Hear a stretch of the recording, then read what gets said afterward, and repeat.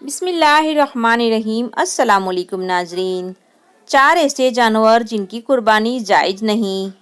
اللہ کے رسول نبی کریم صلی اللہ علیہ وسلم نے 4 قسم کے جانوروں کی قربانی کو ناجائز بتایا ہے۔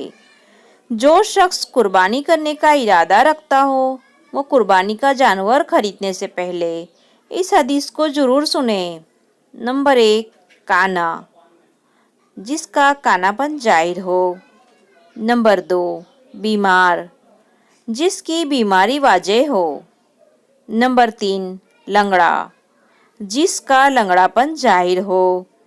نمبر 4، کمزور، بہت زیادہ کمزور کہ اس کی ہڈی میں گودا نہ ہو۔